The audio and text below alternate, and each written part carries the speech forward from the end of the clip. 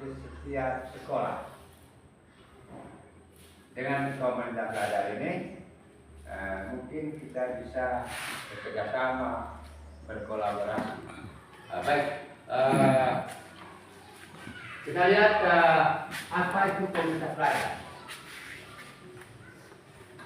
Karena selama ini ada yang sudah aktif kemarin memang, tapi lama-kelamaan itu tidak aktif lagi.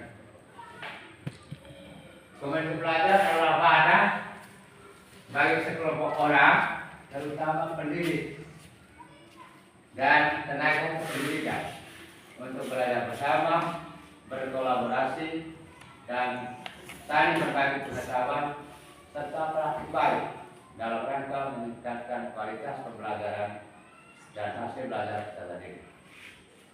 Jadi dilihat dari artinya saja, ada komunitas belajar itu adalah sekelompok orang. Berarti kita sini adalah satu kelompok SD Nangabone. Ya. Siapa-siapa orangnya? Ya. Komunitas belajar SD Nangabone terdiri dari tenaga pendidik, juga tenaga kependidikan seperti operator. Ada perkara ini bukan tenaga kependidikan, hanya ditugaskan tugas sama. Kalau ada memang tenaga khusus operator, itu yang disebut tenaga pendidikan. Lalu pengertian lain komunitas belajar, forum atau organisasi di mana guru dan tenaga pendidikan itu berkumpul, belajar bersama, lalu dan berkolaborasi secara teratur dan berkelanjutan. Tidak ada saat dia bekerja sama, berkolaborasi secara teratur dan berkelanjutan. Tujuannya adalah tujuan utama komunitas belajar adalah meningkatkan kualitas pembelajaran. Dengan komunitas belajar ini kita akan berdiskusi untuk meningkatkan kualitas. Dari kualitasnya rendah, dengan kita berkumpul bersama, berdiskusi bagaimana cara kita dari kualitas yang kita alami sekarang sangat rendah, bisa meningkat menjadi kualitas yang lebih baik, dan hasil belajar nanti juga akan menjadi baik. Kita lanjut.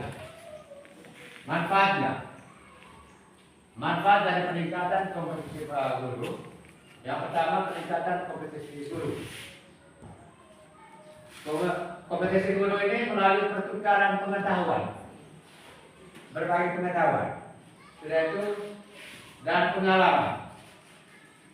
Dari pengetahuan dan pengalaman itu, guru dapat meningkatkan kompetensi mereka. Itu manfaat. Lalu yang kedua, kolaborasi dan keakraban. Komunitas belajar ini menciptakan suasana kolaborasi yang positif dan meningkatkan keakraban antara anggota. Dari peningkatan hasil belajar dengan kualitas pembelajaran, yang lebih baik, diharapkan hasil belajar peserta didik akan meningkat. Itu manfaat. Lalu jenis komunitas belajar. Yang pertama, komunitas belajar di sekolah, yaitu atau intrasekolah. Komunitas yang anggotanya adalah guru dan GTK di satu sekolah. Itu satu sekolah. Sehingga tidak ada lagi kita bergabung di komunitas lain seperti yang sudah kita lakukan. Hanya itu tidak diperbolehkan. Hanya komunitas belajar itu adalah komunitas yang anggotanya guru dan GTK di satu sekolah. Lalu komunitas belajar antar sekolah, komunitas yang anggotanya adalah guru dari beberapa sekolah. Nanti kalau kita sudah bentuk di sini lalu kita sudah jalankan dengan baik, bisa saja pemerintah itu kita buat pemerintah antara sekolah, yaitu pesertanya guru dari beberapa sekolah. Seperti ini kita ada komunitas gugus. Lalu komunitas belajar melalui platform daring. Komunitas yang berorientasi berinteraksi melalui platform daring seperti ruang kita. Jadi lalu yang berikut contoh aktivitas komunitas belajar. Ini contoh. Aktivitas komunitas belajar adalah pertemuan rutin untuk diskusi, berbagi praktik baik dan refleksi atau evaluasi. Refleksi kembali diskusi atau praktik baik yang sudah dilaksanakan.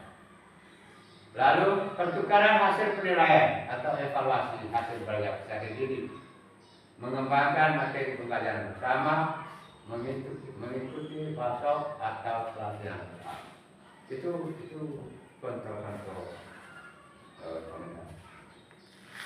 Lalu pendaftaran komunitas belajar. Komunitas belajar mendaftar di platform seperti ruang G3. Syarat pendaftaran antara lain memiliki penggerak atau pengurus yang aktif, memiliki pertemuan rutin, dan memiliki anggota yang telah atau akan menerapkan kurikulum. Jadi analisa saya ini adalah pendaftarannya. Kita ini melalui platform G3 tadi, melalui Pak Dery, melalui Pak Karim. Jadi mereka akan tahu cara mendaftarkan. Lalu membangun komunitas belajar yang efektif, memastikan setiap anggota merasa nyaman dan dihargai. Itu yang paling penting. Ada mendorong diskusi terbuka dan saling memberikan dukungan. Tidak boleh saling memfitnah. Lalu melibatkan semua pihak, termasuk orang tua dan siswa. Ini mungkin awal-awalnya kita tengah mati untuk melaksanakannya, tapi lama-kelamaan orang tua ini akan paham tentang kegiatan kita. Memberikan penghargaan kepada anggota yang aktif. Jadi ini juga diarahkan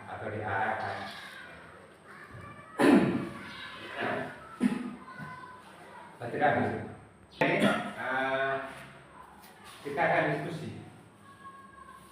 Hanya jangan menuntut bahwa apa yang menjadi pertanyaan teman-teman saya sendiri harus bisa menjawab. Tapi karena namanya diskusi, kita yang belum kita pahami, mungkin ada teman-teman yang bisa menjelaskan. Karena itu kami berkesempatan untuk berdiskusi. Karena itu kami buka pertama ini untuk 3 orang.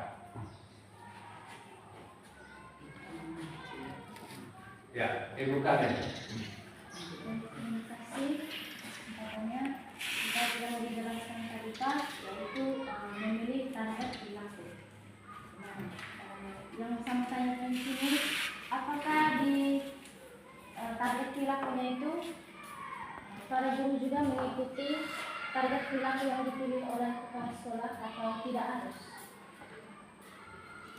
Jadi saya tidak mendahului, barangkali saya minta Pak Karim untuk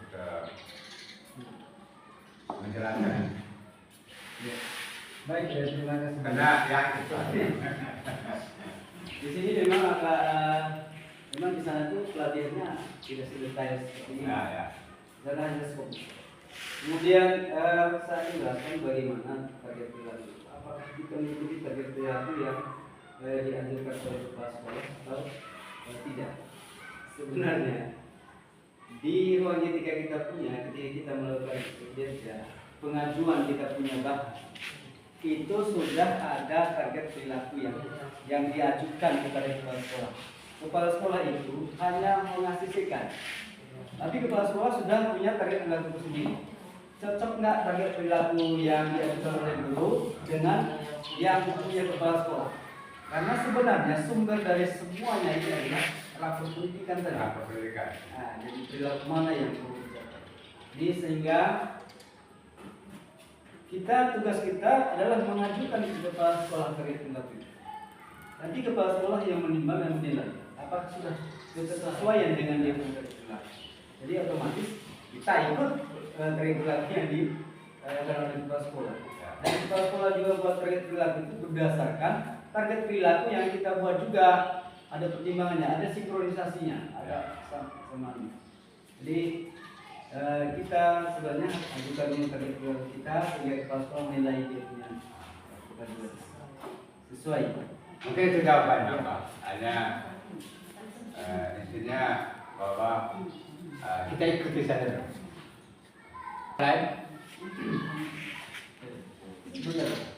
Kan sebelum kita memilih indikator, artinya ketika kita memilih indikator harus ada ruang diskusi bersama kepala sekolah.